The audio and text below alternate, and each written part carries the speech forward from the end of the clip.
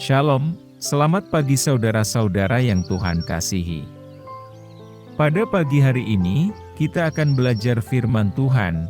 Namun sebelum kita memulai renungan pagi ini, mari terlebih dahulu kita berdoa.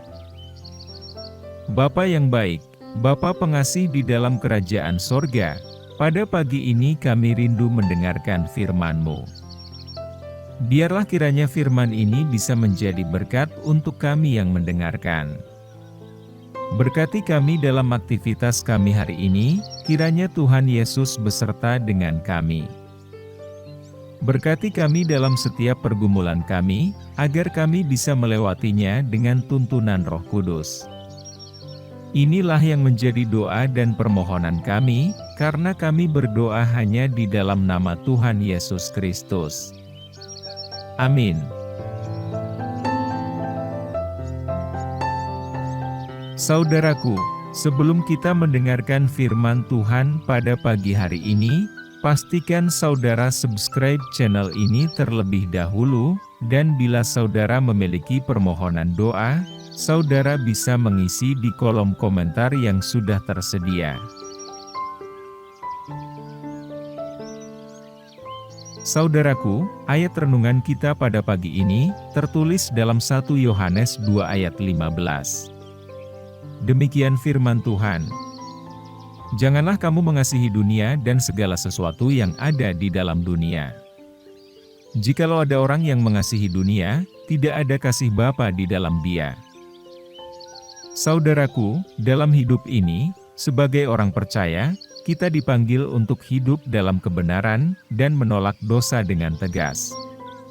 Namun, realitasnya, kadang-kadang kita menghadapi tantangan besar dalam menghadapi godaan dan cobaan yang datang dalam berbagai bentuk. Tetapi, kita tidak sendirian dalam perjalanan ini. Firman Tuhan menyediakan pedoman dan kekuatan untuk kita menjalani hidup yang kudus dan menolak dosa dengan konsisten. Yang pertama, pentingnya konsistensi.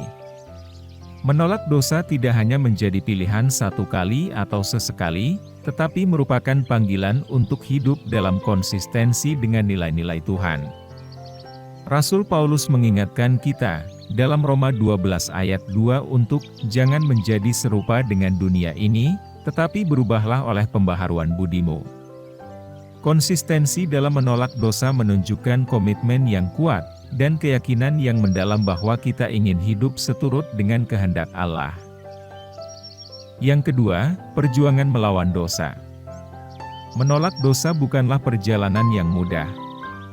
Ada saat-saat di mana godaan datang begitu kuat sehingga kita merasa lemah dan tergoda untuk menyerah. Namun, 1 Korintus 10 ayat 13 menghibur kita dengan janji Tuhan yang mengatakan, bahwa Dia tidak akan membiarkan kita diuji melebihi kekuatan yang kita miliki, dan Dia akan memberikan jalan keluar sehingga kita dapat menahan cobaan tersebut. Yang ketiga, kebutuhan akan firman Tuhan. Untuk tetap konsisten menolak dosa, kita perlu hidup dalam firman Tuhan. Mazmur 119 ayat 11 mengajarkan, dalam hatiku aku menyimpan janjimu, supaya aku jangan berbuat dosa terhadapmu. Saudaraku, firman Tuhan adalah pedoman yang jelas bagi kita untuk hidup yang kudus. Ketika kita memahami ajarannya dan berpegang teguh pada kebenarannya, kita akan lebih mampu mengenali dan menolak dosa. Saudaraku, bayangkanlah ada seorang nelayan bernama Daniel, seorang pria yang saleh dan beriman. Suatu hari, dia memutuskan untuk pergi menangkap ikan di tengah laut. Saat di tengah laut, tiba-tiba badai hebat datang mengguncang perahunya. Ombak yang tinggi membuat perahunya goyah dan sulit untuk bertahan. Daniel mengerahkan seluruh tenaganya untuk menjaga keseimbangan perahunya. Di tengah cobaan yang hebat ini, dia dihadapkan pada sebuah pilihan. Ada beberapa nelayan lain di sekitarnya, yang mencoba memancing ikan menggunakan cara yang dilarang oleh hukum nelayan setempat, karena mereka merasa cara tersebut lebih efektif dan menguntungkan. Namun, Daniel dengan tegas menolak untuk ikut-ikutan. Meskipun dalam kesulitan dan godaan yang menggiurkan, dia tetap setia pada prinsip-prinsip yang benar, dan mengutamakan taat pada hukum-hukum nelayan yang sudah ditetapkan. Akhirnya, badai mereda, dan perahu Daniel selamat dari bahaya. Ia melanjutkan tangkapannya dengan hasil yang melimpah karena kebenaran dan konsistensinya. Dalam kisah ini, perahu mewakili hidup kita. Badai adalah godaan dan cobaan dosa yang datang, sedangkan Daniel mencerminkan konsistensi kita dalam menolak dosa. Seperti Daniel, jika kita konsisten menolak dosa, dan tetap setia pada prinsip-prinsip kebenaran, kita akan selamat dari cobaan, dan mengalami berkat yang melimpah dari Allah. Saudaraku, konsisten menolak dosa adalah panggilan untuk hidup dalam kebenaran, dan meneguhkan komitmen kita kepada Tuhan. Dalam menghadapi godaan dan cobaan, kita perlu berpegang teguh pada firman-Nya, dan memilih untuk hidup sesuai dengan nilai-nilai kerajaan-Nya.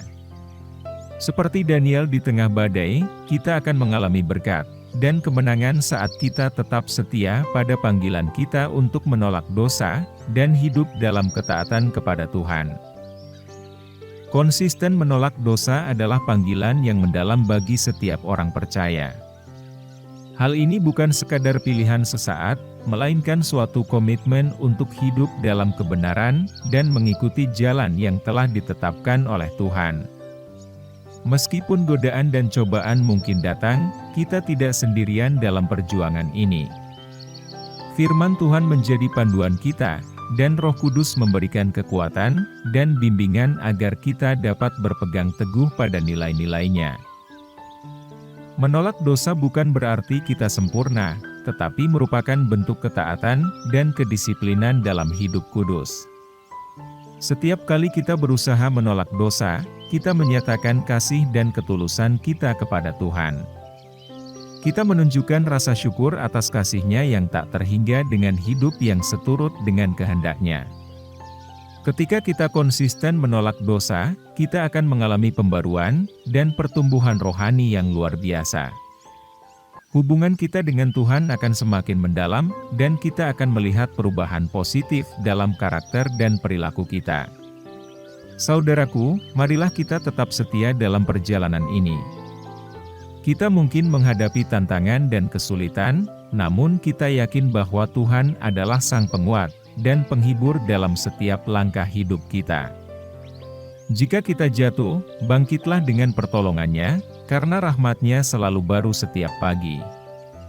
Ingatlah bahwa konsistensi dalam menolak dosa adalah bukti nyata dari iman dan kasih kita kepada Tuhan. Semakin kita bertumbuh dalam ketaatan ini, semakin besar pengaruh kita bagi dunia di sekitar kita.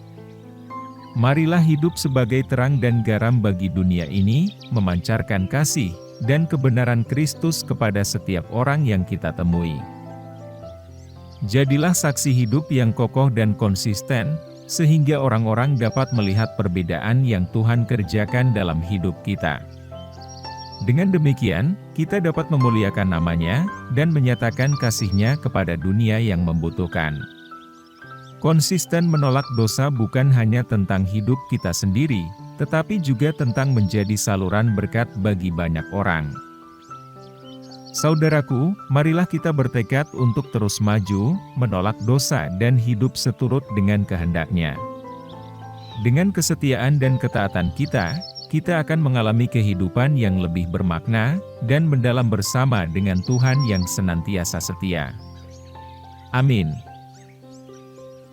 Saudaraku, demikianlah renungan firman Tuhan pada pagi ini. Semoga menjadi berkat bagi kita semua, dimanapun kita berada. Dan sebelum kita memulai segala aktivitas di pagi hari ini, mari kita berdoa. Bapa kami yang di surga, Bapa yang kami panggil dalam nama Tuhan Yesus Kristus, kami bersyukur Tuhan atas pertolongan-Mu, penyertaan-Mu, dan atas berkat-Mu dalam hidup kami. Dan bersyukur atas kebaikan Tuhan pada hari ini, tak berkesudahan kasih setia Tuhan. Tak habis-habisnya rahmat-Mu selalu baru tiap pagi, besar kesetiaan-Mu Tuhan dalam hidup kami. Ya Tuhan, kami mau selalu belajar, dan terus belajar tentang firman-Mu. Firman-Mu yang menguatkan, dan meneguhkan iman kami, firman-Mu yang mengubahkan hidup kami. Bapa, kami mau berjalan bersama dengan Engkau di sepanjang kehidupan kami, agar kami tidak tersesat di dalam dunia ini. Kami mau melakukan firman-Mu ya Tuhan di sepanjang hidup kami, agar kami tetap kuat berjalan bersama dengan Engkau. Terima kasih ya Tuhan, buat kesempatan hidup yang masih Engkau berikan kepada kami. Segala pergumulan dan persoalan hidup, kami serahkan di dalam tangan-Mu, Engkau akan menyelesaikannya bagi kami. Tuhan, hamba berdoa buat saudara-saudaraku yang sudah mendengarkan renungan hari ini, yang saat ini sedang mengalami sakit penyakit, pergumulan, masalah kebutuhan ekonomi.